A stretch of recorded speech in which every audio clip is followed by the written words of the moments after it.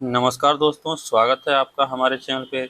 जैसा कि पता होना चाहिए आप लोगों को कि हम लोग BSPSL का सेट कर रहे हैं, जो कि आज हमारा सेट नंबर 5 है। 4 सेट इससे पहले मैंने वीडियो डाल रखा है, आपने अगर नहीं देखा है तो हमारे चैनल पे जाके देख सकते हैं। ये हमारा आज 5वां सेट होगा, और जिन्होंने अभी चैनल को सब्सक्राइब नहीं किया है तो वो सब्सक्राइब कर लें कृपया करके, और वीडियो को शेयर करें ग्रुप में, ताकि और लोगों की भी मदद हो सके। यहाँ पे देखिए 5वां सेट है, आज हम लोग शुरू करते हैं। पहला क्वेश्चन हमारा यहाँ जीके से है। 10 आपका जीके रहेगा, उसी में 3 करंट अफेयर रहेगा और 3 पॉलिटी से रहेगा। बाकी बात बच गया इधर आप लोग का 4, तो 4 में इधर सारा कुछ रहेगा। चलिए देखिए, पहला क्वेश्चन हमारा पॉलिटी से है। भारत के सेवानिवृत्त राष्ट्रपति यानी जो रिटायर हो गए हैं राष्ट्रपति, उनके लाभों के संबंध में निम्नलिखित में से कौन सा कथन सही है? तो आप लोग को बताना है। यहाँ पे देख सकते हैं, आप पढ़ लीजिए आप लोग। पहला जो है यहाँ पे, भारत के पूर्व राष्ट्रपति भी 2.5 लाख की मासिक पेंशन के हकदार होंगे। नेक्स्ट है हमारा सेकेंड नंबर, वे एक निजी सचिव, एक निजी सहायक, एक अतिरिक्त निजी सचिव, 2 चपरासी और प्रति वर्ष 1 लाख रुपए तक के कार्यकाल व्यय सहित एक सचिवीय स्टाफ के हकदार होंगे। तो नेक्स्ट है हमारा, वे रेल, हवाई, स्टीमर द्वारा एक व्यक्ति के साथ भारत में कहीं भी उच्चतम श्रेणी की निःशुल्क यात्रा के हकदार होंगे। तो इनमें से कौन कौन का सही है आप लोग को बताना है। तो ये जो सारा फैसिलिटी है सारा राष्ट्रपति को यानी कि रिटायर होने के बाद ही मिलता है। तो इसका ऑप्शन नंबर हो जाएगा 1, यानी 1, 2, 2 और 3 सभी। नेक्स्ट है हमारा दूसरा नंबर क्वेश्चन, जो कि ये हिस्ट्री से है। बुद्ध को निम्न में से किस स्थान पर ज्ञान की प्राप्ति हुई? तो इसका राइट आंसर हो जाएगा ऑप्शन नंबर डी, बोध गया। नेक्स्ट है हमारा 3 नंबर, केंद्र सरकार स्वास्थ्य बीमा दावों को सरल बनाने के लिए कौन सी राष्ट्रीय पोर्टल लॉन्च करेगी? ये करंट अफेयर से आपका क्वेश्चन है। तो इसका राइट आंसर जो हो जाएगा ऑप्शन नंबर ए, NHCX। करंट अफेयर भी जरूरी है आप लोग को, क्योंकि 3 करंट अफेयर, 2 से 3 करंट अफेयर तो रहेगा ही रहेगा। नेक्स्ट है हमारा 4 नंबर, राज्य विधानमंडल में धन विधेयक पेश करने के लिए किसकी पूर्व अनुशंसा की आवश्यकता होती है? तो राज्य विधानमंडल यानी कि जो राज्य में करना है तो वो राज्यपाल का, अगर केंद्र में करना है धन विधेयक तो वो लोकसभा अध्यक्ष का अनुशंसा होना जरूरी है। नेक्स्ट है हमारा 5वां नंबर क्वेश्चन, विश्व की सबसे बड़ी मूंगा चट्टान जिसे ग्रेट बैरियर रीफ के नाम से जाना जाता है की भौगोलिक स्थिति क्या है? तो ये कहाँ पे है इसका ये बताना है। तो ये ग्रेट बैरियर रीफ जो है सो ऑस्ट्रेलिया में पड़ता है, और ऑस्ट्रेलिया के उत्तरी पूर्वी भाग में पड़ता है। नेक्स्ट है हमारा, ये भी हिस्ट्री से है। मृच्छकटिकम नामक यानी पुस्तक है एक, मृच्छकटिकम, वो किसने लिखा था ये बताना है। तो ये आप लोग ऑप्शन देख लीजिए 6 नंबर का। तो मृच्छकटिकम जो है सो शूद्रक ने लिखा था। यहाँ पे बहुत लोग कालिदास बताए होंगे, लेकिन वो सही नहीं है। मृच्छकटिकम जो है सो शूद्रक ने लिखा था। नेक्स्ट है हमारा 7 नंबर, ये देखिए आपका ज्योग्राफी से है। 1 से 2 क्वेश्चन ज्योग्राफी से भी रहेगा। निम्न में से हिमालय के किस उपखंड में कंचनजंगा पर्वत स्थित है? तो कंचनजंगा किस स्टेट में है ये बताना है आप लोग को। तो ये हमारा सिक्किम में पड़ता है, और कुछ भाग दार्जिलिंग और सिक्किम। दार्जिलिंग जो है सो पश्चिम बंगाल के बॉर्डर के साइड यानी वहाँ पे है, और सिक्किम के साइड तो वहीं पे कंचनजंगा पड़ता है। ये भारत की दूसरी सबसे ऊंची चोटी है। नेक्स्ट है हमारा 8 नंबर, एस ब्लॉक के तत्व कैल्शियम की व्युत्पत्ति किस लैटिन शब्द से हुई? ऑप्शन नंबर ए, कैल्कस। कैल्कस से उत्पत्ति हुई कैल्शियम की। नेक्स्ट है हमारा 9 नंबर, ये भी करंट अफेयर से है। भारत के पहले एआई संचालित एंटी ड्रोन सिस्टम का नाम क्या है? तो इसका नाम है इंद्रजाल। एआई जो है सो कंप्यूटर का 5वां वर्जन है, ये आप लोग ध्यान में रखिएगा। नेक्स्ट है हमारा 10 नंबर, सही कथन की पहचान कीजिए। तो पहले पढ़ लीजिए आप लोग सारा ऑप्शन। विशिष्ट प्रतिरोध सभी सुचालकों के लिए समान होता है, तो ये बिल्कुल गलत बात है, ये नहीं होता है। तार का प्रतिरोध तार की लंबाई और घनत्व पर निर्भर करता है, तो ये भी गलत है। तार का प्रतिरोध तार की लंबाई अनुप्रस्थ काट पर निर्भर करेगा, तो ये सही है। नेक्स्ट है हमारा 11 नंबर, ये 10 हमारा रीजनिंग रहेगा।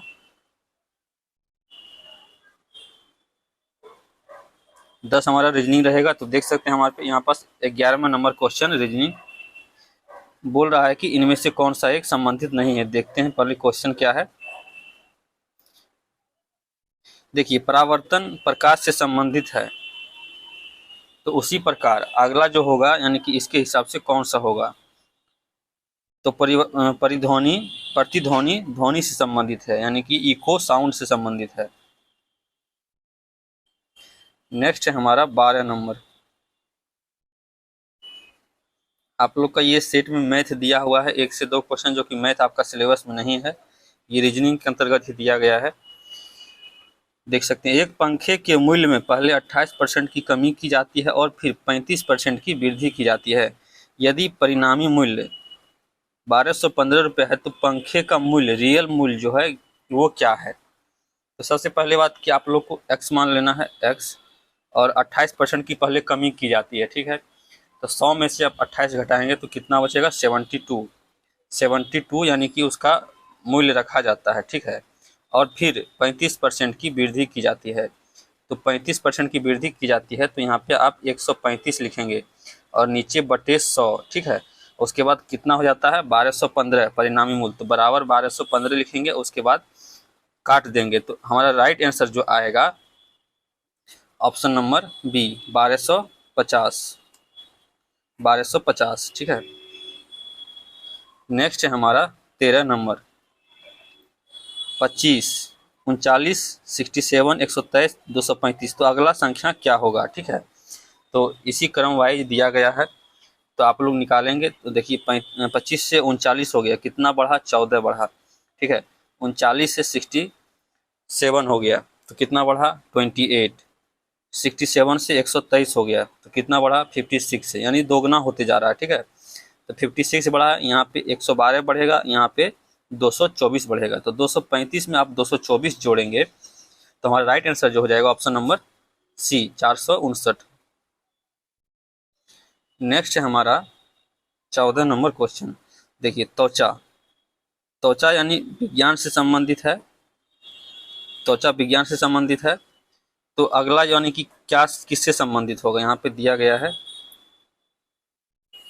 14 नंबर का।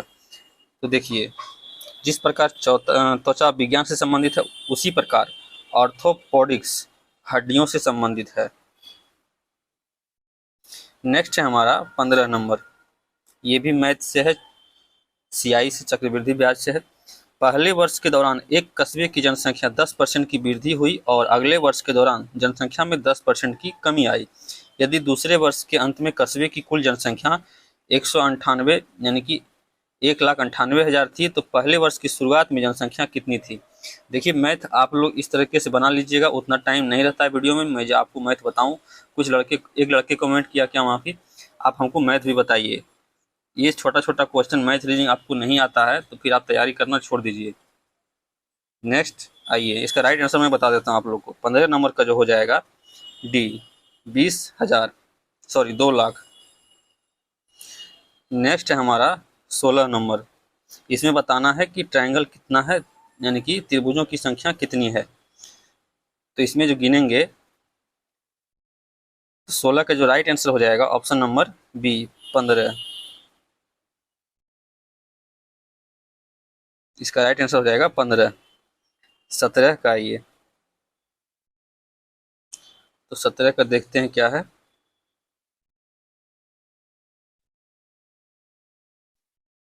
17 का है 5 से 45 हुआ, 3 से 3 हुआ, तो 6 से अगला संख्या क्या होगा? तो इसका राइट आंसर जो हो जाएगा ऑप्शन नंबर ए 96। देखिए रीजनिंग में आपको दिमाग नहीं लगाना है, बस प्रैक्टिस करते जाना है। आप कितना भी सेट में पढ़ लेंगे रीजनिंग, आपका क्या आएगा नहीं आएगा वो कोई गारंटी नहीं है। इसीलिए रीजनिंग का कुछ अलग बुक से प्रैक्टिस करें, जो कि जो प्रीवियस दिया गया है पूछा गया है उसी से प्रैक्टिस करें, नहीं तो सेट में कुछ से कुछ डाल देगा, आप दिमाग आपका बौखलाते रहेगा। इसलिए ज़्यादा इस पर दिमाग नहीं लगाना।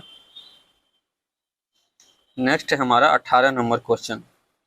गणेश अपनी माता के भाई के पिता की पोती के साथ टहल रहा है, तो वह किसके साथ टहल रहा है? ब्लड रेसर से क्वेश्चन है।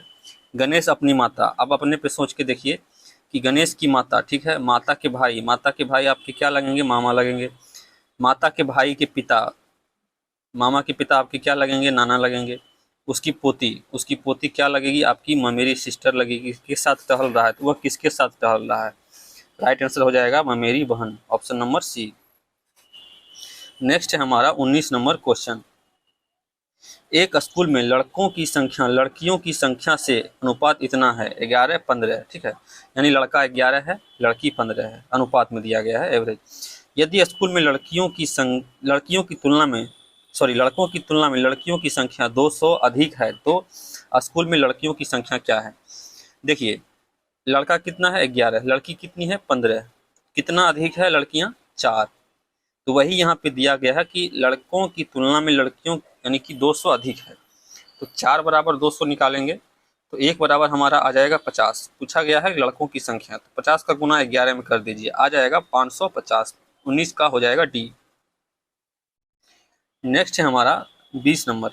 इसमें पूछा गया है कि कितने त्रिभुज हैं, कितने ट्रायंगल हैं, तो आप लोग गिन लीजिएगा। देखिए आपको बता देता हूँ इसमें गिनने का ट्रिक क्या होता है। वैसे ट्रिक कोई नहीं होता है, कैसा पूछेगा कोई गारंटी नहीं है। देखिए सबसे पहली बात आपको ये गिनना है, बड़ा वाला 1, फिर ये आ गया 2, ये भी तो त्रिभुज है, 1 2 हो गया इसी में, ये 3 4, फिर देखिए 5 6 7 8 9 10, इस तरीके से आपको गिनना है। और ये पूरा भी होगा, ये पूरा भी होगा, तो इस तरीके से आप गिनेंगे तो आपका सही होगा। इसका राइट आंसर जो हो जाएगा ऑप्शन नंबर डी 20। नेक्स्ट है हमारा 21, यानी हिंदी से 10 क्वेश्चन आपका रहेगा, तो हिंदी भी आप लोग प्रैक्टिस कीजिए, खासकर पर्यायवाची शब्द, विलोम शब्द और मुहावरा, इससे पूछेगा ही पूछेगा कम से कम 4 से 5 क्वेश्चन। देखिए यहाँ पे है कल्पित, कल्पित का विलोम पूछ रहा है, तो कल्पित का विलोम हमारा हो जाता है यथार्थ। नेक्स्ट है हमारा मुहावरा से अंत बिगाड़ना। हम लोग कहते हैं अंत भला तो सब भला, यहाँ पे है कि अंत बिगाड़ना। अंत बिगाड़ना मतलब परिणाम ही खराब कर देना। नेक्स्ट है हमारा अशुद्धि वर्तनी का चयन, यानी कि कौन सा इसमें शुद्ध नहीं है, जो लिखा गया है कुछ ना कुछ गड़बड़ है उसमें। देखिए अस्थायित्व भी ऐसा लिखा जाता है, ठीक है, निरोग ऐसा ही लिखा जाता है, स्वस्थ भी लिखा जाता है, लेकिन एकता ये कोई वर्ड है ही नहीं, इसलिए ये गलत हो जाएगा। एकता लिखेंगे हम लोग तो ए पे रेप दे के लिखेंगे। नेक्स्ट है हमारा परोपकारी, परोपकारी का स्त्रीलिंग पूछ रहा है, तो परोपकारी का स्त्रीलिंग हो जाएगा परोपकारिणी। जैसे डॉक्टर का डॉक्टरनी नहीं होता है, डॉक्टराइन होता है, तो उसी वजह से परोपकारी का हो जाएगा परोपकारिणी।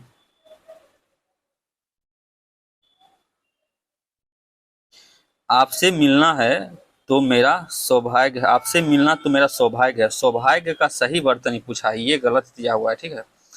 तो सौभाग्य जो हमारा लिखाएगा ऑप्शन नंबर ए, इस तरीके से सौभाग्य लिखा जाता है। आइए 26 नंबर, ये भी एक मुहावरा है। ऊंची दुकान फीके पकवान, यानी कि देखने में बहुत अच्छा लग रहा है ऊपर ऊपर से, लेकिन उसमें कुछ खास बात नहीं है। तो इसका जो राइट आंसर हो जाएगा ऑप्शन नंबर सी, कोरा बाहरी दिखावा करना। नेक्स्ट है 27, कौन सा स्वर्ग दीर्घ स्वर है, तो इसमें बताना है आपको। हर्ष स्वर होता है, दीर्घ स्वर होता है, तो ये आप लोग को जाके पढ़ना है।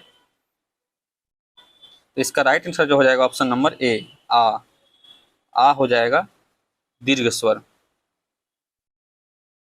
नेक्स्ट पूछा गया 28 में सूर्य के पर्यायवाची, तो सूर्य के पर्यायवाची कौन है इसमें से? तो देखिए दिनकर होता है सूर्य का पर्यायवाची, रवि भी होता है, भानु भी होता है, आदित्य भी होता है। इसका राइट आंसर हो जाएगा ऑप्शन नंबर ए। अब ये सब भी देख लेते हैं। देखिए ये तो है, लेकिन सोम मतलब नहीं होता है, हिमांशु मतलब चंद्रमा होता है, निशाकर मतलब भी चंद्रमा होता है या रात्रि, तो ये नहीं होगा, इसीलिए ऑप्शन नंबर ए। नेक्स्ट है हमारा, इसमें से कौन सा शुद्ध शब्द है, इसका चयन करें। तो 29 का हो जाएगा बी, कनिष्ठ नहीं होता है, कनिष्ठ होता है, ठ होता है, ठ। लेकिन आप अनिष्ट लिखेंगे तो उसमें अनिष्ट में ट आएगा, ठ नहीं आएगा। तो ये सब चीज बारीकी से आप लोग को ध्यान में रखना है। नेक्स्ट है हमारा कि 30 नंबर, इनमें से कौन सा शुद्ध शब्द है। क्या लिखा गया है? कोशिश। तो कोशिश कैसे लिखा जाता है? दोनों में तालम स्व आएगा, कोशिश। नेक्स्ट है हमारा 31, 5 नंबर आपका इंग्लिश से रहेगा। दो एक सिनोनिम, एक एंटोनिम और एक इडियम फ्रेज रहेगा, और एक वन वर्ड सब्स्टिट्यूट रहेगा, और एक fill in the blanks 5 number का रहेगा आपका। 31 का देखिए यहाँ पे है, वन वर्ड सब्स्टिट्यूट है, a large number of fish swimming together, यानी कि बहुत सारी मछलियां स्विम कर रही है, तैर रही है। तो उसको एक वर्ड में डिफाइन करना है, तो उसका हो जाएगा सोल। उसको कहेंगे हम लोग सोल, SHOAL, सोल। ये देखिए आपको समझना नहीं, ये आपको रटना पड़ेगा। कम से कम 500 से 1000 इडियम फ्रेज रटना पड़ेगा आपको, वन वर्ड सब्स्टिट्यूट, तब आपका जाके एक क्वेश्चन बनेगा। नेक्स्ट हमारा इडियम फ्रेज है, at once finger tip, at once finger trip. तो इसका राइट आंसर हो जाएगा इजीली अवेलेबल। नेक्स्ट है हमारा 33, कॉमन इरर से है। यहाँ पे क्या इरर है ये बताना है आप लोग को। Sentence error, every boy and girl, every boy and girl were ready to take part in the dance competition. इस यहाँ पे जो है किस पार्ट में इरर है ये बताना है। तो 33 का हो जाएगा ऑप्शन नंबर बी, यानी कि ये were ready to take part, इसी में इरर है। इसके लिए आपको पूरा ग्रामर पढ़ना पड़ेगा, कैसे इरर खोजा जाता है, कहाँ है, नहीं है। नेक्स्ट है आपका 34, यहाँ पे दिया गया है, इसका सिनोनिम बताना है, यानी कि पर्यायवाची शब्द। कॉन्सेंट, कॉन्सेंट का पर्यायवाची जो हो जाएगा synonym assent, ASSENT, assent. Next है हमारा 35, ये भी वन वर्ड सब्स्टिट्यूट है। देखिए सेट में आपको 2 दिया है वन वर्ड सब्स्टिट्यूट, लेकिन एक ही पूछा गया है प्रीवियस ईयर में, तो एक ही पूछा जाएगा। तो ये दिया गया है यहाँ पे, a place to play game and wait on them. तो इसका राइट आंसर हो जाएगा option number A, casino. Casino में आप गेम खेल भी सकते हैं और उसमें सट्टा भी लगा सकते हैं, यही बताया गया है। नेक्स्ट है हमारा 36, कंप्यूटर से आपका 15 क्वेश्चन रहेगा। कंप्यूटर आपका इंपॉर्टेंट है, ध्यान दीजिए। देख सकते हैं यहाँ पे पहला क्वेश्चन है, कौन सी तकनीक एक प्रकार की है जिसमें डम्ब टर्मिनल को केंद्रीय कंप्यूटर सिस्टम से जोड़ा जाता है। तो 36 का आप देख लीजिए ऑप्शन। तो इसका राइट आंसर जो हो जाएगा ऑप्शन नंबर ए ही है, टाइम शेयरिंग। टाइम शेयरिंग ही, जिसमें डम्ब टर्मिनल को केंद्रीय कंप्यूटर, देखिए आपको हिंदी में समझ नहीं आता है तो इंग्लिश में पढ़ सकते हैं। देखिए dumb terminal and connected to central computer, तो इसको जोड़ा जाता है हमेशा टाइम शेयरिंग से। ये भी देखिए बहुत क्वेश्चन ऐसा कंप्यूटर में है, आपको रटना ही पड़ेगा। कंप्यूटर भी समझने का चीज़ नहीं है, आपको कुछ ना कुछ रटना ही पड़ेगा ज़्यादातर। जैसे कि MS वर्ड हो गया, MS एक्सेल हो गया, ये सब चीज़ों में आपको रटना ही पड़ेगा। नेक्स्ट है हमारा 37,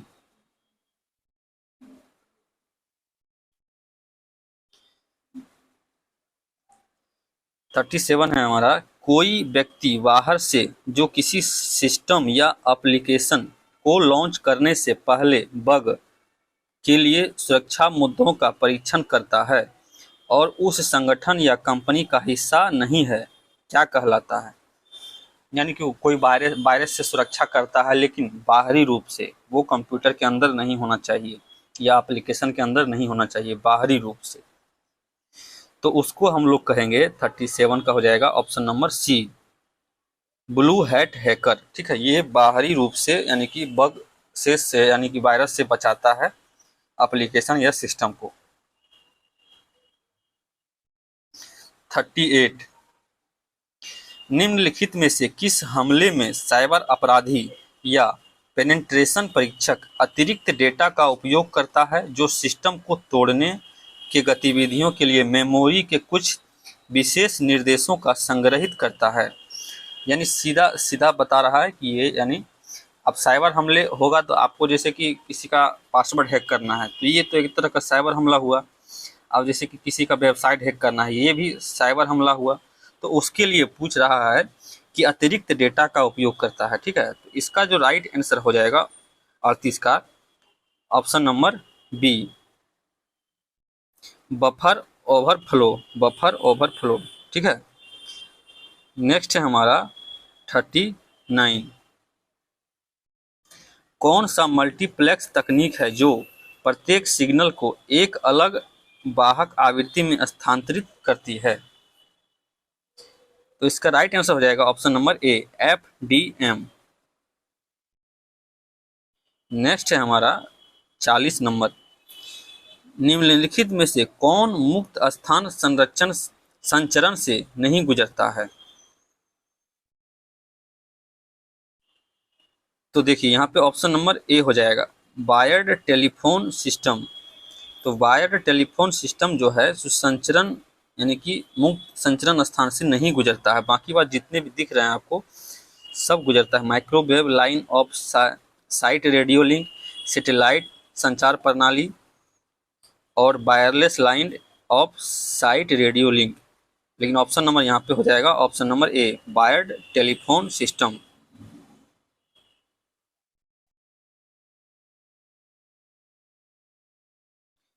फोर्टी वन, प्रोग्रामेबल परिधीय इनपुट आउटपुट पोर्ट का दूसरा नाम क्या है? तो इसका राइट आंसर हो जाएगा समांतर इनपुट आउटपुट पोर्ट। देखिए कंप्यूटर में कुछ क्वेश्चन ऐसा दिखेगा आपको जैसे लगेगा कि कभी पढ़ा ही नहीं या सिलेबस में भी है या नहीं है। तो इन सब चीज़ों को आपको ज़्यादा से ज़्यादा कंप्यूटर पढ़ना होगा, यानी कि रटना होगा। सीधा सीधा ये जानिए, रटना पड़ेगा आपको, कंप्यूटर ऐसे बनने वाला है नहीं। 42 में आइए,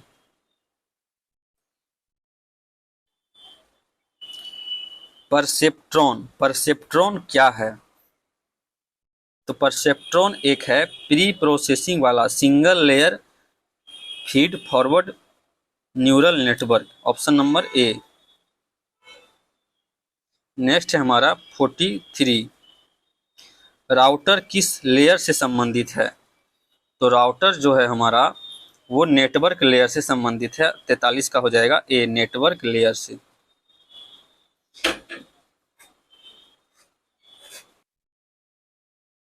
नेक्स्ट है हमारा 44। तो 44 है हमारा, निम्नलिखित में से कौन सा उपकरण मानचित्र चित्रों और रेखा चित्रों को कंप्यूटर में भू भंडारण के लिए डिजिटल रूप से परिवर्तित करने के लिए उपयोग किया जाता है? तो इसका राइट आंसर हो जाएगा ऑप्शन नंबर बी, डिजिटलाइजर। 45 है हमारा, निम्नलिखित में से कौन सा एक प्रकार का नेटवर्क है जो बाहर के उपयोगकर्ताओं को किसी संगठन के इंट्रानेट तक पहुंचने की अनुमति देता है? ये वर्ड ध्यान में रखिएगा, इंट्रानेट। तो इसका राइट आंसर हो जाएगा ऑप्शन नंबर ए, एक्स्ट्रानेट। यानी कि एक नेटवर्क का प्रकार है जो बाहर के उपयोगकर्ताओं, यानी कि कुछ बना हुआ है उसके अंदर की जो रहेगा वो नहीं, उसके बाहर को, यानी कि संगठन एक है जो संगठन के बाहर को यानी कि इंट्रानेट तक पहुंचने की अनुमति देता है, उसको बोलते हैं एक्स्ट्रानेट।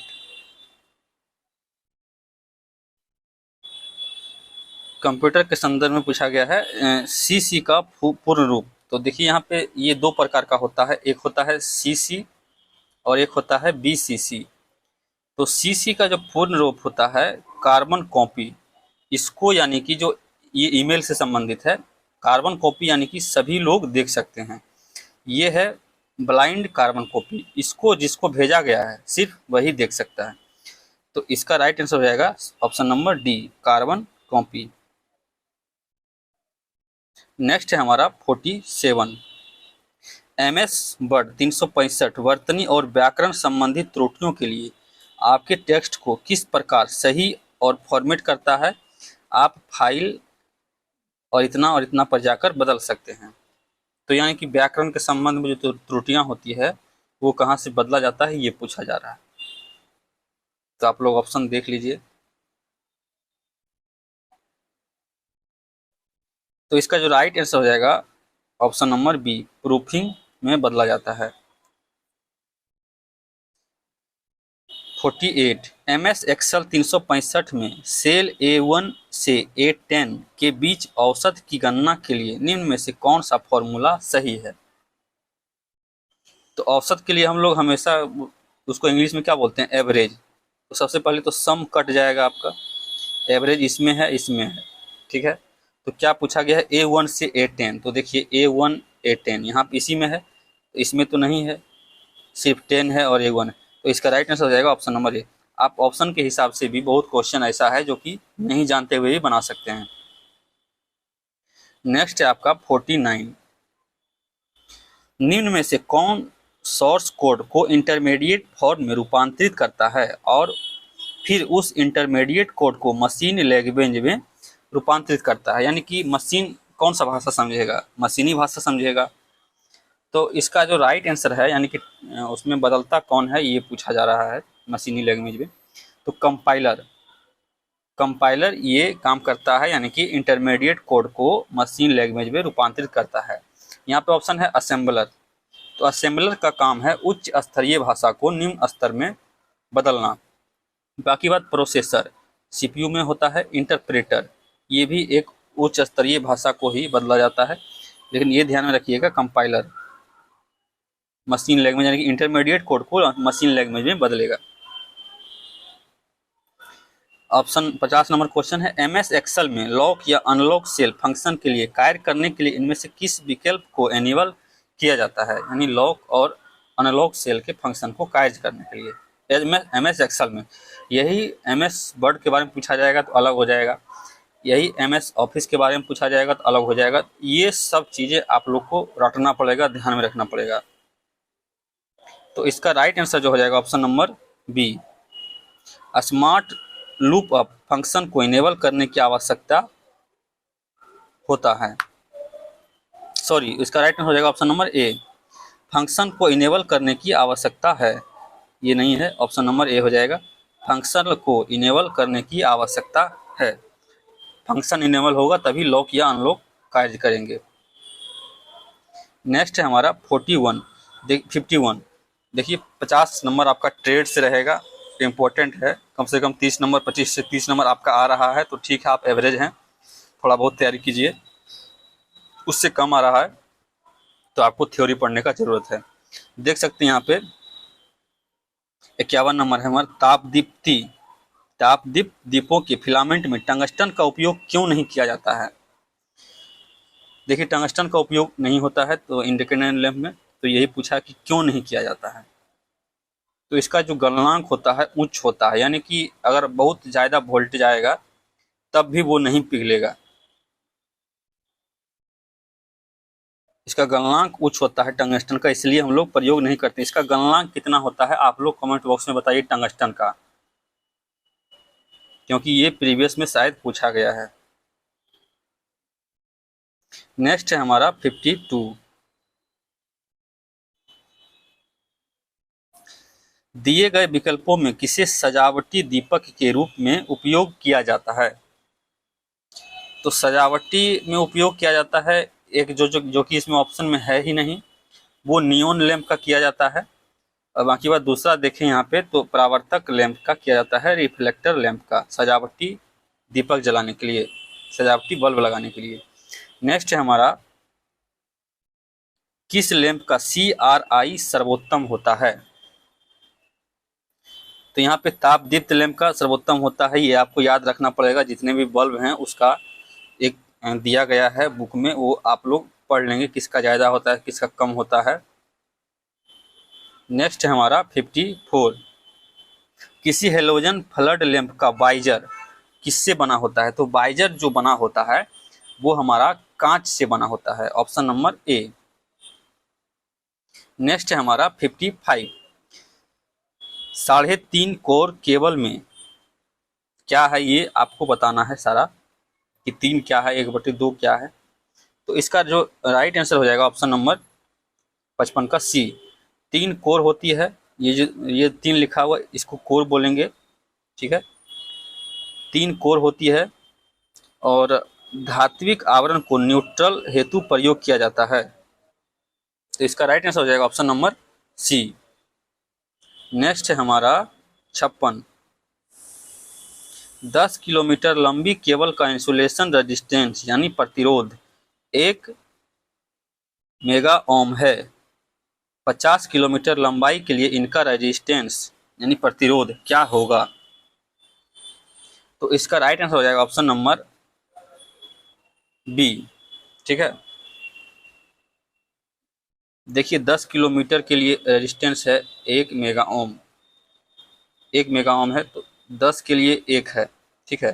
तो 50 किलोमीटर के लिए पूछा गया है और इसका होता है यानी ये व्युत्क्रमानुपाती होता है, एक दूसरे के व्युत्क्रमानुपाती होता है रेजिस्टेंस, यानी कि लंबाई बढ़ेगा तो आपका रेजिस्टेंस घटेगा, लंबाई घटेगा तो रेजिस्टेंस बढ़ेगा, यानी व्युत्क्रमानुपाती होता है। तो उस बेसिस पे आप निकाल सकते हैं। नेक्स्ट है हमारा 57, तुल्यकाली मोटर। तुल्यकाली मोटर को हम लोग सिंक्रोनस मोटर भी कहते हैं। उसमें मंदन वाइंडिंग या इसको इंग्लिश में कहेंगे डैम्पर वाइंडिंग का प्रयोग सामान्यतः किस लिए किया जाता है? तो 57 का जो हो जाएगा ऑप्शन नंबर डी, हंटिंग रोकने और स्टार्टिंग बलाघूर्ण उत्पन्न करने के लिए। नेक्स्ट है हमारा 58, मोटा इंसुलेशन पेपर आर्मेचर कोर के प्रत्येक सिरे से आगे निकला होना चाहिए। यह स्लोट लाइनर और बेज के बीच में प्रयुक्त किया जाता है, इसे क्या कहा जाता है? तो आप लोग ऑप्शन देख लीजिए 58 का।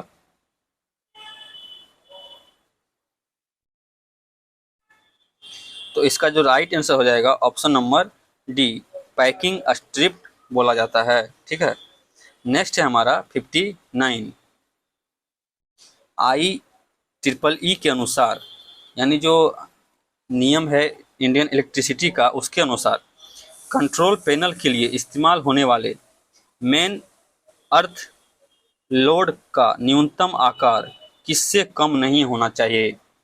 न्यूनतम आकार पूछा जा रहा है तो वो होता है 8SWG कॉपर का तार होता है और GI वायर भी होता है यानी गैल्वेनाइज्ड आयरन। तो इसका यानी कि 8 से कम नहीं होना चाहिए, ठीक है। न्यूनतम जो होता है 8 होता है अर्थ के लिए, ये ध्यान में रखिएगा, अर्थ के लिए।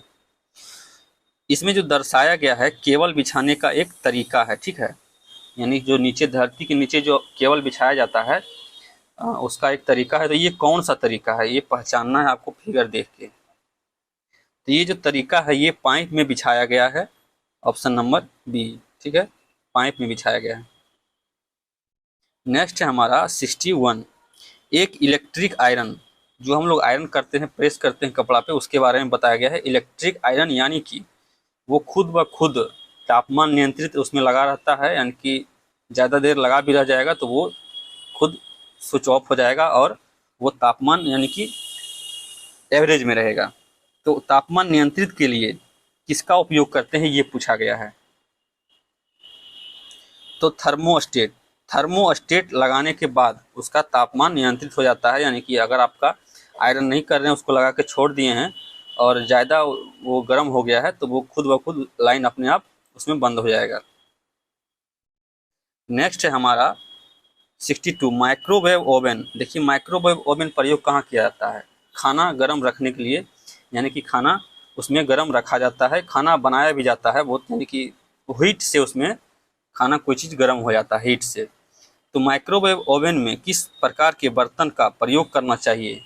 आप कोई भी बर्तन डाल देंगे उसमें तो वो बर्तन खराब हो जाएगा, गर्म हीट हो जाएगा। तो किस प्रकार का बर्तन उसमें डालेंगे जो खराब नहीं होगा, हीट नहीं होगा? तो ये पूछा गया है। तो चीनी मिट्टी, चीनी मिट्टी जो होता है विद्युत का कुचालक होता है, ठीक है, उसमें करंट पास नहीं करता है।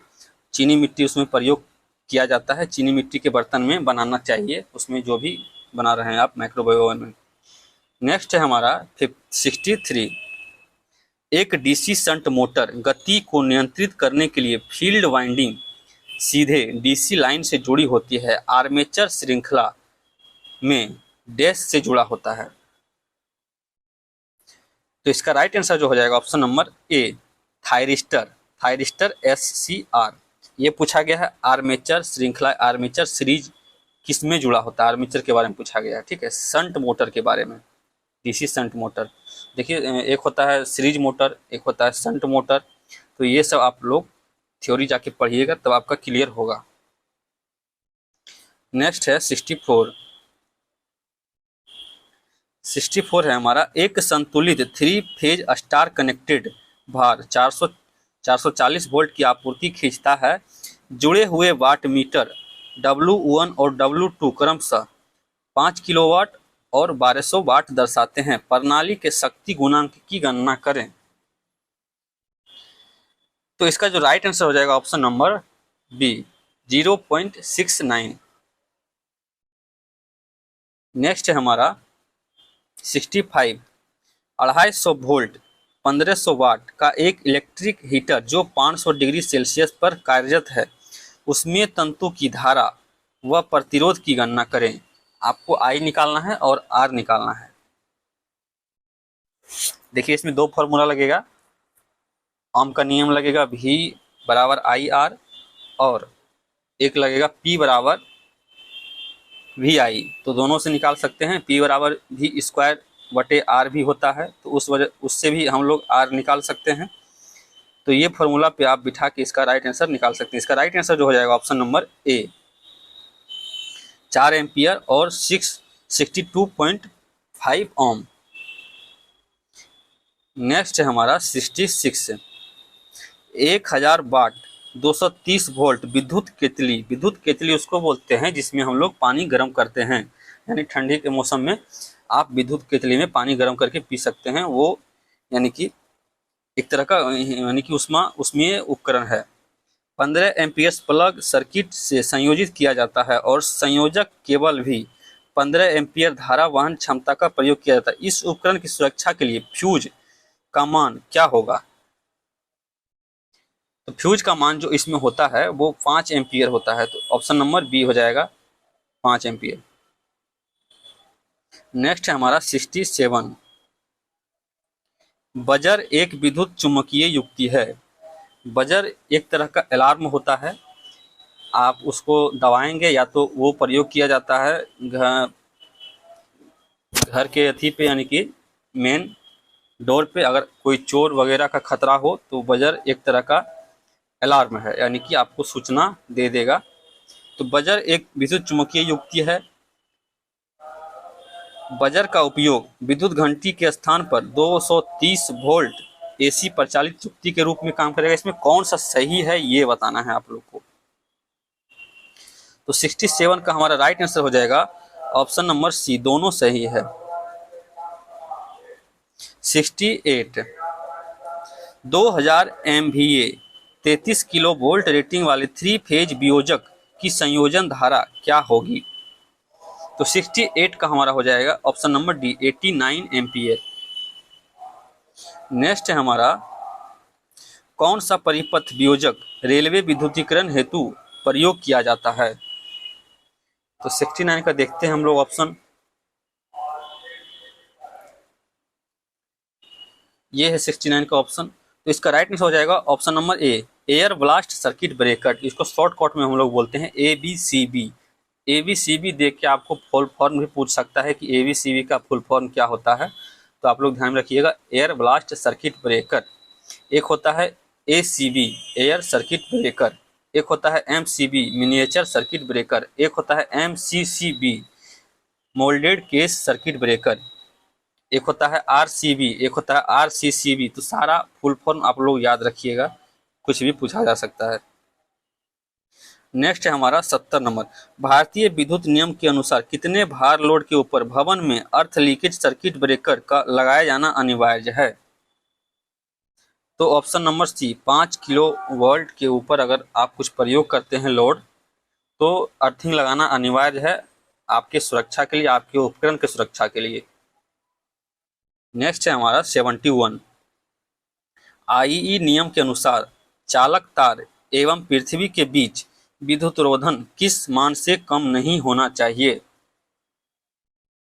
तो 72A1 का हो जाएगा ऑप्शन नंबर ए, 100 मेगा ओम संख्या में, ठीक है, 100 मेगा ओम संख्या, यानी इससे कम नहीं होना चाहिए पृथ्वी और चालक तार के बीच।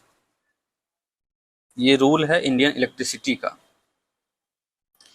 72, पृथ्वी के प्रतिरोध को कम करने के लिए निम्न में से कौन सी विधि का उपयोग नहीं किया जाता है? देखिए, पृथ्वी का प्रतिरोध कम क्यों किया जाता है, यानी कि वहाँ पे क्या हम लोग प्रयोग करते हैं? अर्थिंग प्रयोग करते हैं। और अर्थिंग जो होता है हमारा, यानी कि अर्थिंग ज़्यादा से ज़्यादा अगर पृथ्वी में जाएगा तो हमारा यानी कि वो बढ़िया काम करेगा। तो उसके लिए हम लोग कोई गीला जगह लेते हैं, सूखा जगह में अर्थिंग काम करेगा नहीं, और वहाँ पे हम लोग नमक, कोयला, चारकोल ये सब का मिश्रण डालते हैं, और जितना हो सके उतना उस जगह को नमी रखने का प्रयास करते हैं, ताकि हमारा ज़्यादा से ज़्यादा करंट जो लीकेज होता है वो नीचे जाए, यानी पास करे। तो उसके लिए हमको प्रतिरोध कम से कम रखना होगा। तो वही पूछा जा रहा है कि कौन सी विधि का उपयोग नहीं करते हैं, यानी कि एक विधि है इसमें नहीं करते हैं, बाकी बात सबका करते हैं। देखिए, लकड़ी, कोयला और नमक के मिश्रण का उपयोग करते हैं, सही है, मैंने बताया अभी आपको। अर्थिंग प्लेट की गहराई में रखना, जितना ज़्यादा गहराई में रखेंगे उतना अच्छा अर्थिंग काम करेगा आपका। बड़े आकार का अर्थ प्लेट का उपयोग, ठीक है, बड़ा आकार रखेंगे तो आपको उसमें भी अच्छा काम करेगा। यहाँ पे दिया गया है छोटे आकार का अर्थ प्लेट, नहीं, छोटा रखेंगे तो उतना अच्छा काम नहीं करेगा। ऑप्शन नंबर डी हो जाएगा, यही गलत है, यानी यही इसका विधि नहीं है। नेक्स्ट है हमारा 72, सर्ज डायवर्टर एवं सर्ज अवशोषक किसके प्रकार हैं? तो ये जो है सो यानी कि ओवर वोल्ट से सुरक्षा करता है ये सर्ज डायवर्टर और सर्ज अवशोषक, अति वोल्ट सुरक्षा युक्ति। नेक्स्ट है हमारा 74, भूमि के भीतर इलेक्ट्रोड को कैसे रखा जाता है? तो इलेक्ट्रोड को हम लोग खड़ा रखते हैं, खड़ा उसको बोलते हैं, यानी कि वर्टिकल, लंबवत। ऑप्शन नंबर सी।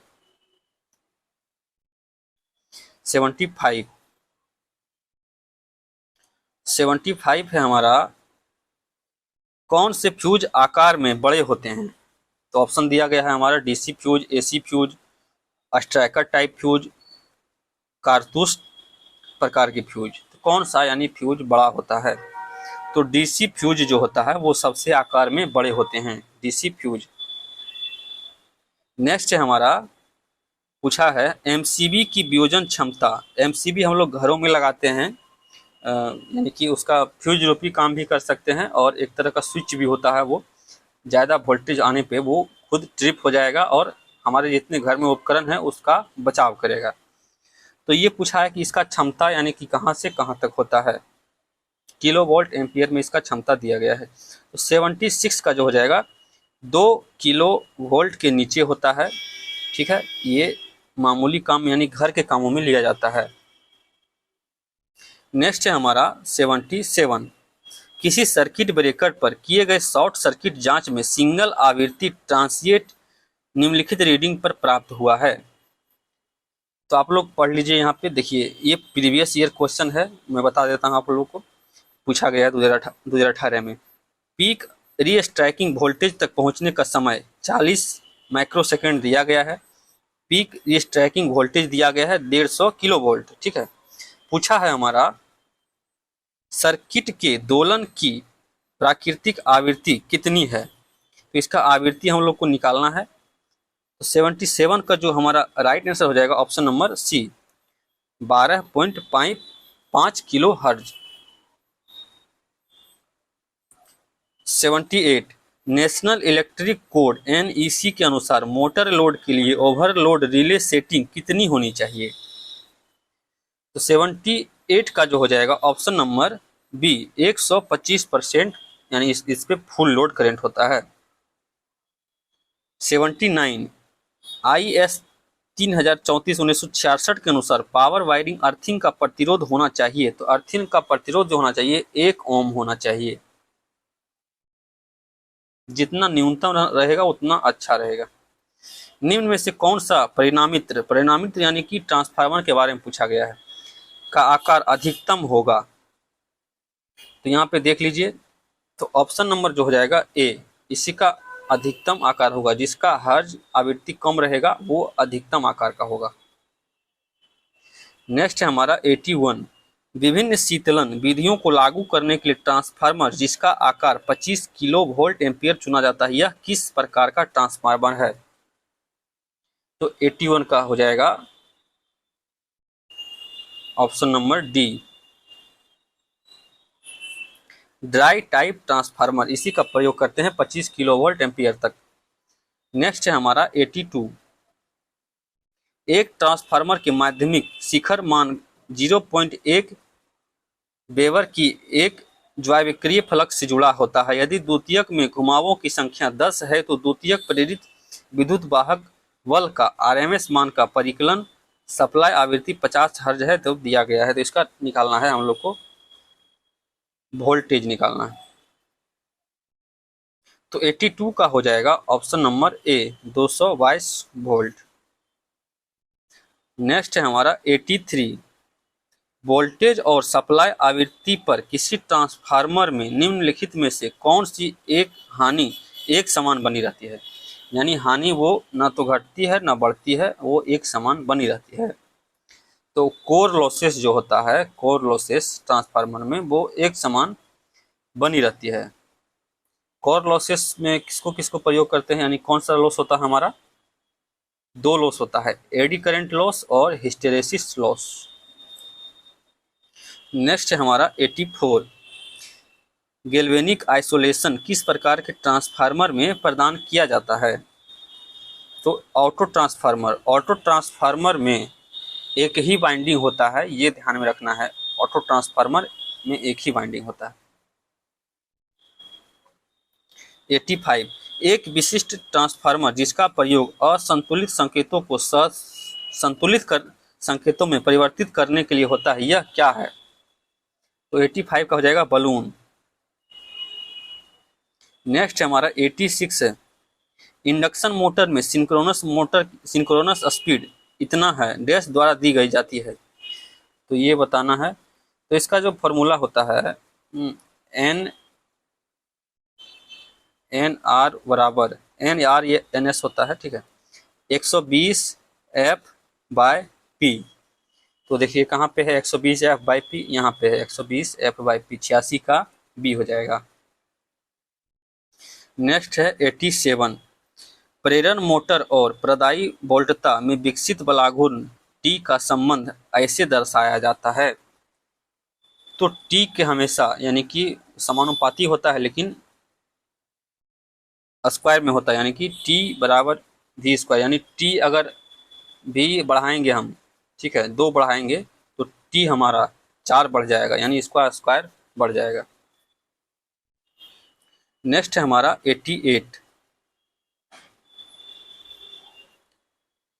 3 फेज 8 पोल इंडक्शन मोटर का 400 वोल्ट 50 हर्ट्ज से आपूर्ति की यदि स्लिप 4% है तो रोटर की गति क्या होगी? देखिए वोल्ट दिया हुआ है, हर्ट्ज दिया हुआ है, स्लिप S बराबर दिया हुआ है, रोटर की गति पूछा है, यानी NR बराबर पूछा है। अभी मैंने आपको फॉर्मूला बताया था, उसी पे निकल जाएगा।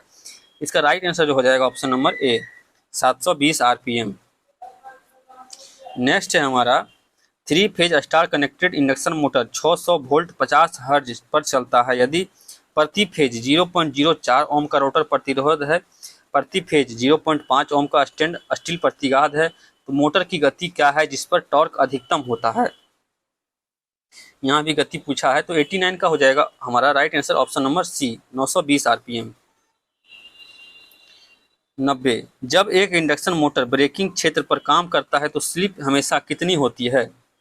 तो ब्रेकिंग क्षेत्र पर जब काम करेगा तो हमारा 1 से अधिक होता है स्लिप, ध्यान में रखना है। शेडेड पोल मोटर की दक्षता कितना होता है? ये प्रीवियस ईयर पूछा है, यानी कि 2018 में पूछा गया है ये। तो इसका राइट आंसर हो जाएगा ऑप्शन नंबर डी, 5 से 35% तक। 92। टाइमिंग और कंट्रोल प्रोसेस के लिए प्रयुक्त मोटर का प्रकार कौन सा है? तो इसका राइट आंसर हो जाएगा ऑप्शन नंबर सी। आप लोग को अगर इसका पीडीएफ चाहिए तो हमारे टेलीग्राम चैनल से जुड़ सकते हैं, वहाँ पे लिंक दिया गया है डिस्क्रिप्शन बॉक्स में, तो वहाँ से जाके आप हमारे टेलीग्राम ज्वाइन हो सकते हैं। नेक्स्ट है हमारा 93। एक अल्टरनेटर के फील्ड करंट विद्युत प्रवाह को लोड के साथ बदलने पर अल्टरनेटर के वोल्टेज को स्थिर रखा जाता है। तो 93 का हो जाएगा ऑप्शन नंबर ए, उत्तेजना नियंत्रण विधि में वोल्टेज को स्थिर रखा जाता है। 94। एक सिंक्रोनस जनरेटर का वोल्टेज रेगुलेशन ऋणात्मक हो सकता है जब, तो ऋणात्मक जब होगा जनरेटर, सिंक्रोनस जनरेटर जब लीडिंग में, यानी उसका पावर फैक्टर लीडिंग होगा। इसमें उल्टा होता है, यानी कि ऋणात्मक होगा तो लीडिंग होगा जनरेटर में, और धनात्मक होगा तो लैगिंग होगा, यानी पीछे होगा। नेक्स्ट है हमारा 95। एक प्रत्यावर्तक यानी एक अल्टरनेटर को सिंक्रोनाइज करने की 2 विधियां हैं, कौन कौन सी विधि है वो बताना है। तो 95 का हो जाएगा ऑप्शन नंबर डी, लैंप विधि और सिंक्रोस्कोप विधि। नेक्स्ट है हमारा 96। जनरेटर के आर्मेचर कोर को लेमिनेशन की मोटाई कितनी होती है? तो 96 का हो जाएगा ऑप्शन नंबर बी, 0.35 मिलीमीटर से 0.5 मिलीमीटर।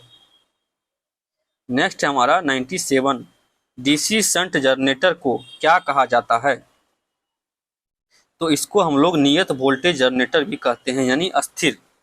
ये हो जाता है अस्थिर। एक होता है डीसी श्रेणी मोटर, उसको हम लोग अस्थिर बोलते हैं। तो ऑप्शन नंबर ए। नेक्स्ट है हमारा 98। उत्तेजना या एक्साइटेशन बदलकर सिंक्रोनस मोटर की विभिन्न पावर फैक्टर पर संचालित किया जा सकता है। ओवर एक्साइटेड सिंक्रोनस मोटर निम्न में से किस पर संचालित होते हैं? तो 98 का हो जाएगा option number C, leading power factor पर होते हैं। नेक्स्ट है हमारा 99। स्टे वायर में किस टाइप का इंसुलेटर प्रयोग किया जाता है? तो वो किया जाता है एग टाइप का। नेक्स्ट है हमारा 100 नंबर। एक कंप्यूटर का व्यास 76 सेंटीमीटर है, यह 600 आरपीएम से गति कर रही है। यदि ब्रश की चौड़ाई 1.5 सेंटीमीटर है तो कम्यूटेशन समय अंतराल ज्ञात करें। समय अंतराल आपसे पूछा जा रहा है, तो इसका राइट आंसर हो जाएगा ऑप्शन नंबर ए। तो यहाँ पे क्वेश्चन हमारा खत्म होता है। हमारे चैनल पे नए हैं तो सब्सक्राइब जरूर करें और वीडियो को लाइक करें, और आप लोग शेयर किया कीजिए वीडियो, इससे हमको कुछ मोटिवेशन मिलता है। ठीक है, तो इसलिए आपको वीडियो हम डाल सकें, क्योंकि मैं भी तैयारी कर रहा हूँ BSPSCL की, हमको भी टाइम नहीं मिल पाता है। एक भाई ने कमेंट किया कि वीडियो डालिए, अगला सेट डालिए, तो मैंने फिर कमेंट उनका पढ़ के वीडियो बनाया है और डाला है। ठीक है, हमको भी टाइम नहीं मिल पाता। अगर आप लोग वीडियो लाइक करेंगे, ज़्यादा व्यू देंगे, तो फिर हम लोग वीडियो डालेंगे। ठीक है, तो चलिए वीडियो यहीं तक था। धन्यवाद।